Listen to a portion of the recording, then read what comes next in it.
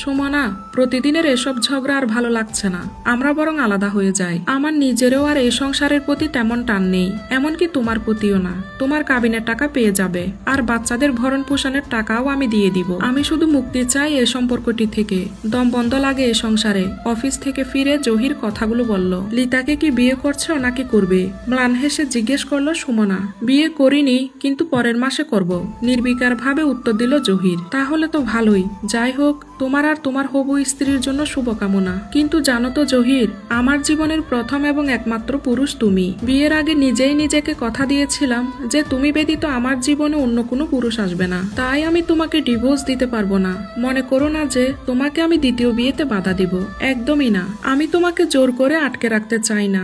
যে পাখি আগেই নিজের নির ছেড়ে উড়ে গেছে, তাকে আবার জোর করব কি করে? কিন্তু তুমি আমার সন্তানদের পিতা। আমি চাই না তারা তাদের বাবা থেকে আলাদা হোক। যেহেতু এ বাসাটা আমার হাতে সাজানো, এ বাসাটা আমার হাতে গড়া, এখানে আমার সন্তানদের বেড়ে ওঠা। তাই অনুরোধ করব, তুমি তোমার নতুন স্ত্রীকে নিয়ে আলাদা বাসায় থাকো। আর আমাদের ভরণ পোষণের দায়িত্ব নেওয়ার দরকার নেই, এখানে আসারও দরকার নেই। সন্তানদের দেখতে মন চাইলে এসো, বাধা দিব না। তোমার জীবনে আমি কখনোই বাধা হয়ে দাঁড়াবো না। তুমি নিজের মতো ভালো থেকো, নিজের নতুন ভালোবাসার মানুষটির কাছে। কিন্তু আমার কাছে ডিভোর্সের আশা করো না, এটা আমি তোমাকে দিতে পারবো না। বলেই সুমনা গেস্ট রুমে চলে গেল। আজকাল সে আর নিজের বেডরুমে ঘুমায় না।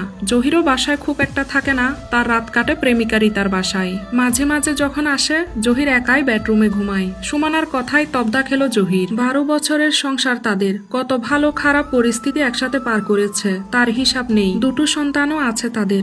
ভালোবাসার কোনো কমতি ছিল না। কিন্তু 3 বছর আগে কিভাবে যেন তার অফিসের জুনিয়র কলিগ রিতার মায়ায় আটকে গেল। প্রথমে সে নিজেকে আটকানোর চেষ্টা করেছে, কিন্তু পারেনি। রিতার মুখে সে এমন ভাবে ফেসে গেল, সুমনাকে আর ভালো লাগতো না তখন। সুমনার সবকিছুই বিরক্তিকর মনে হতো। প্রথম প্রথম জহির আর রিতা অন্য সব সিনিয়র জুনিয়র কলিগের মতোই ছিল। ধীরে ধীরে তাদের মাঝে বন্ধুত্বের সৃষ্টি হয়। তারপর রিতার বিভিন্ন সমস্যায় জহির মানসিক সাপোর্ট দিত, অন্যদিকে রিতাও জহিরকে মানসিক সাপোর্ট দিত।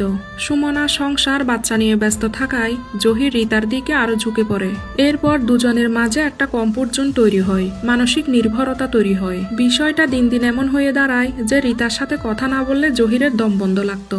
মানসিক নির্ভরতার জায়গা থেকে তারা আরো কাছাকাছি আসে। এরপর নিজেদের সীমা ভুলে ইন্টিমেট হয়। কিন্তু এসবে একবারও মনে পড়েনি তার স্ত্রীর কথা, যে কিনা নিজের সবটুকু দিয়ে তার সংসার সামলাচ্ছে, তার সন্তানদেরকে লালন পালন করছে। এই সংসারটা গুছাতে গিয়েই তো সুমনা নিজের স্বপ্ন, নিজের রূপ, কেরিয়ার সবকিছুই বিসর্জন দিয়েছিল। জহির যখন অন্য নারীর বিছানায় আনন্দ করছিল, সে সময় সুমনা নিজের বাচ্চাদের হোমওয়ার্ক করাতে, স্বামীর পছন্দের রান্না করতে ব্যস্ত ছিল। জহিরের পরিবর্তনগুলো অবশ্য সুমনার চোখে আগেই পড়েছিল। কম ঝগড়া হয়নি এসব নিয়ে। রাতের পর রাত সুমনা কান্না করত, কিন্তু তার এসবে বিরক্ত লাগতো। তার কাছে মানসিক শান্তির জায়গা ছিল রিতা। ধীরে ধীরে রিতার সাথে সম্পর্ক গভীর হতে লাগলো। তারপর শুরু হলো বিদেশ ভ্রমণ। বাসায় যে বউ বাচ্চা আছে নিমিষেই ভুলে গেল সে। রিতার চিকন ফিগার, সুন্দর চেহারা, মন ভুলানো কথা, সবকিছুতেই যেন পাকাপাকি ভাবে আটকে গেল জহির। সুমনাকে আর নিজের যোগ্যই মনে হতো না। সুমনা অনেক চেষ্টা করেছে জহিরকে ফিরিয়ে আনার, কিন্তু ব্যর্থ হয়েছে। জহিরের চোখে সুখ মানেই রিতা। রিতাকে ছাড়া তার ইদানিং নিঃশ্বাস নিতেও কষ্ট হয়। কেমন যেন আদুরে বাচ্চা মেয়ে একটা। তার নিজের ঘর সংসার, স্ত্রী সন্তানকে আজাব মনে হতো তার। তাই তো ধীরে ধীরে বাসায় আসাও কমিয়ে দিল। জহির চলে গিয়েছে। সুমনা জানে জহিরের ঠিকানা এখন রিতা। রিতা যখন শুনবে সুমনা ডিভোর্স দিতে চায় না, নির্ঘাত অভিমান করবে। জহিরও আদর করে দামি গিফট দিয়ে সে অভিমান ভাঙাবে। কিন্তু সুমনা এও জানে জহির তার কথা ফেরাবে না। রিতা অবশ্য নাটকও করতে পারে, কিন্তু জহির তাকে কোনো না কোনো ভাবেই মানিয়ে নিবে। জহির আর সুমনার বিয়ে হয়েছিল পারিবারিক ভাবেই। জহির ছোট্ট একটা চাকরি করত, বেতন কম, অভাবের সংসার। সেই অভাবের সংসারটাকেই আপন করে নিল সুমনা। তারপর ধীরে ধীরে জহিরের বেতন বাড়লো, পরিবর্তন হলো অবস্থানের। দুটো সন্তান আসলো কুল জুড়ে। কত পরিকল্পনা তাদের এই 2 সন্তানকে নিয়ে। কিন্তু ধীরে ধীরে সুমনা লক্ষ্য করলো জহির পরিবর্তন হচ্ছে। আগে যে মানুষটা অফিস করে তাড়াতাড়ি বাসায় ফিরত, সে আজকাল দেরি করছে। মাঝে মাঝে বাহিরে থেকে রাতের খাবার খেয়ে আসে। যে মানুষটা আগে বাচ্চাদের মুখ না দেখে ঘুমাতে পারতো না, সে মানুষটা এখন দিব্যি 1 সপ্তাহ বাচ্চাদের মুখ না দেখেই কাটিয়ে দেয়। তারপর ধীরে ধীরে অফিসিয়াল ট্যুরের নামে শুরু হলো জহিরের বাহিরে রাত কাটানো। 1 সপ্তাহ 2 সপ্তাহ করে গায়েব থাকতো সে। এমনকি সুমনা আর জহিরের মাঝে স্বাভাবিক স্বামী স্ত্রীর সম্পর্কটাও ছিল না। বাসায় এসে জহির হয় ঘুমিয়ে পড়তো, আর না হয় ফোনে ব্যস্ত থাকতো। একদিন সুমনা সুযোগ বুঝে জহিরের ফোনটা হাতে নেয়। এরপর ভালোভাবে বুঝে যায় যায় তাদের সম্পর্কের মাঝে তৃতীয় ব্যক্তি চলে এসেছে। এমনকি রীতা জহিরের কাছে সুমন আর জহিরের দাম্পত্য জীবনেরও জবাবদিহিতা চেত। একটি মেসেজ এমন ছিল যেখানে রীতা লিখেছে, তুমি কি আজ সুমনার সাথে কোনো ধরনের সম্পর্ক করেছো? শুনো জহির, তুমি যদি ওকে স্পর্শ করো আমি কিন্তু করব। আমি তোমাকে কারো সাথে সহ্য করতে পারি না। জহির, তুমি জানো তুমি পুরোটাই আমার। না জান, আমি ওকে স্পর্শ করিনি। বিশ্বাস না হলে ভিডিও কল দেই, আমি পুরোটাই তোমার, কথা দিচ্ছি। জহির আর রীতার মেসেজগুলো পড়ে সুমনার গা গুলিয়ে আসছিল। এই মানুষটার সাথে তার 12টা বছরের সংসার, কি করে পারলো এভাবে প্রতারণা করতে? তাদের সম্পর্ক কি এতটাই ঠুনকু যে তাদের দাম্পত্য জীবনে আরেক নারী নাক গলাচ্ছে? এরপর এই বিষয় নিয়ে জহির আর সুমনার নিয়মিত ঝগড়া হতো। সুমনা কত জহিরের পা ধরে কেঁদেছে তার হিসাব নেই। নিজের সংসার বাঁচাতে অনেক চেষ্টা করেছে, কিন্তু সে ব্যর্থ হয়েছে। শেষে সুমনা একেবারেই নীরব হয়ে যায়। অপেক্ষায় থাকে জহির শেষ পর্যন্ত কাকে বেছে নেবে। সুমনা আকাশের দিকে তাকিয়ে তাচ্ছিল্য হেসে বলে, আমি যেদিন থেকে চুপ হয়েছি জহির, সেদিন থেকেই তোমার নাম ধ্বংসের খাতায় লেখা হয়ে গেছে। অপেক্ষা শুধু সময়ের। আমাকে অবলা ভেবে বড্ড ভুল করে ফেলেছ। জহির বেশ আনন্দেই আছে। থাইল্যান্ডে 2 সপ্তাহ হানিমুন করে আজ ফিরল। সে এখন নতুন করে জীবনটাকে উপভোগ করছে। রীতার বেড পারফরমেন্সও অসাধারণ। সুমনার মাঝে এই জিনিসটাই ছিল না, একদম প্রাণহীন মাছের মতো। নিজের জীবনের এতগুলো বছর সে সুমনার মতো এমন একটা বোরিং প্রাণহীন মাছের সাথে কাটিয়েছে ভেবেই বিরক্তিতে মুখ কুচকালো জহির। একটু পরে চোখ যখন রীতার উপরে পড়ল, মনটা মুহূর্তের মাঝেই ভালো হয়ে গেল তার। পৃথিবীতে এখন সে নিজেকে শ্রেষ্ঠ সুখী মানুষ মনে করে। চারদিকে শুধু সুখ আর সুখ, আর সেই সুখের মূল রহস্যই হচ্ছে রীতা। এদিকে নতুন বিয়ের পর একটিবারের জন্য সে সুমনাকে কল দেয়নি, বাচ্চাদের খোঁজও নেয়নি, এমনকি সে সুমনাকে সংসার খরচের টাকাটাও দেয়নি। এই যে বাজার খরচ, বাচ্চাদের স্কুল টিউশন ফি, এইসব সুমনা কিভাবে দিবে একটা বারের জন্য সে ভাবেনি। সে ব্যস্ত তার দ্বিতীয় স্ত্রী নিয়ে। লোকে বলে না, পুরুষ তার দ্বিতীয় স্ত্রীকে বেশি যত্নে রাখে। দ্বিতীয় স্ত্রী পুরুষের আসল শখের নারী, কথাটি যেন জহির নিজেই প্রমাণ করে দিল। না হলে যে সুমনা তার শূন্য পকেটে তার পাশে ছিল, পকেট ভর্তি সেই সুমনাকে সে ছুঁড়ে ফেলে দিল। এই জন্যই হয়তোবা আজকাল মেয়েরা বিয়ে করার জন্য প্রতিষ্ঠিত পুরুষ খোঁজে, কারণ জানে ছেলেরা প্রতিষ্ঠিত হবার পর প্রথম স্ত্রীকে আর নিজের যোগ্যই মনে করে না। অবশ্য যারা আসল পুরুষ, সঠিক পুরুষ, তারা এমন না। তারা প্রতিষ্ঠিত হওয়ার পরে স্ত্রীকে আরো মাথায় তুলে রাখে। এভাবে ওই প্রতারকটাকে ছেড়ে দিচ্ছিস সুমনা?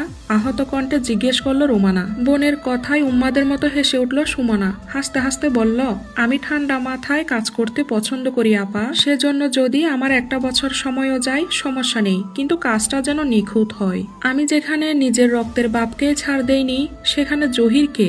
তোমার মনে আছে আপা, আব্বা যখন পরকীয়ায় জড়ালো তখন আমি ক্লাস 5-এর ছাত্রী। যে আব্বার চোখের মনি ছিলাম আমরা 2 বোন, সেই আব্বা একদিন হুট করে অচেনা হয়ে গেল। বাসায় আসতো না, কথায় কথায় আমার গায়ে হাত তুলতো, আরো কত কি।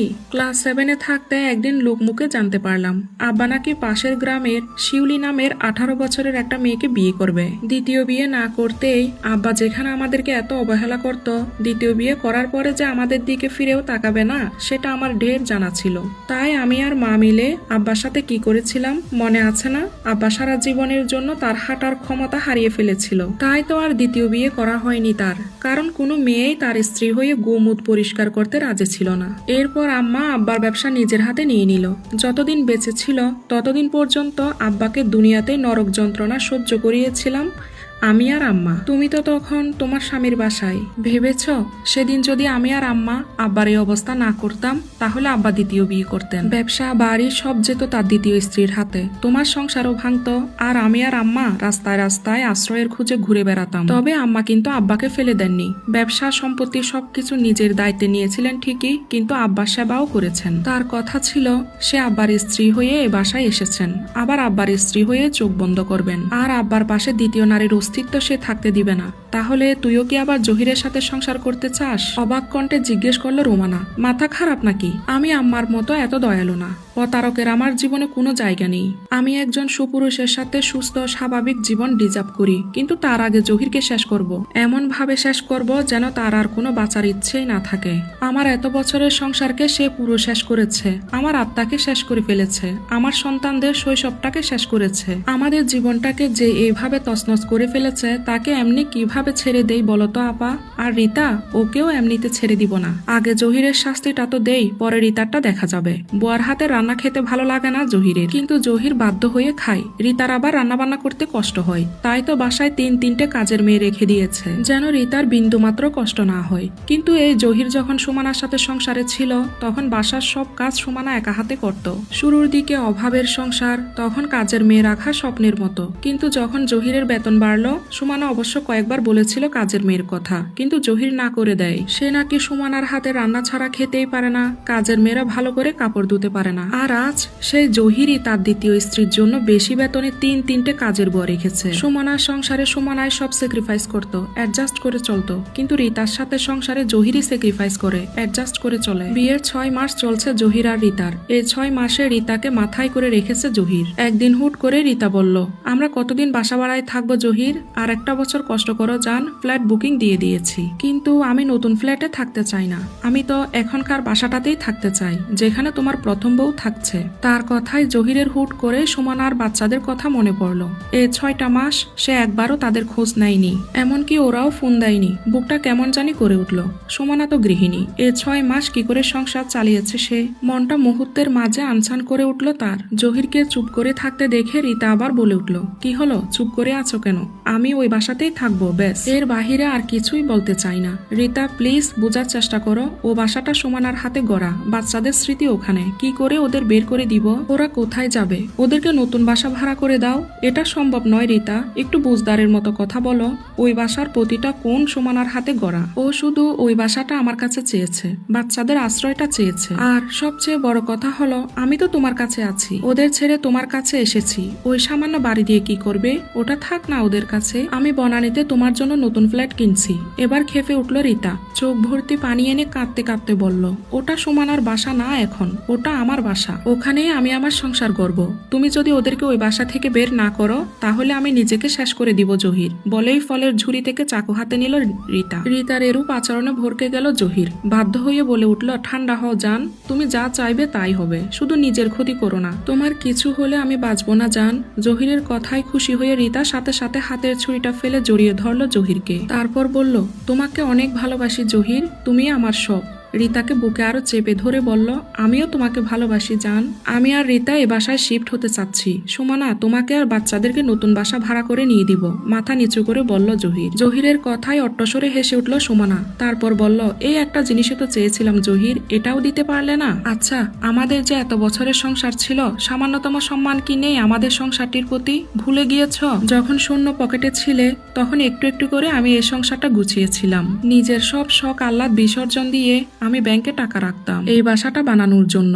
আজ তুমি আমাকে, আমাদের সন্তানদেরকে আশ্রয়হীন করতে চাচ্ছ, আমাদের মাথার উপরে ছাদটাও কেড়ে নিতে চাচ্ছ।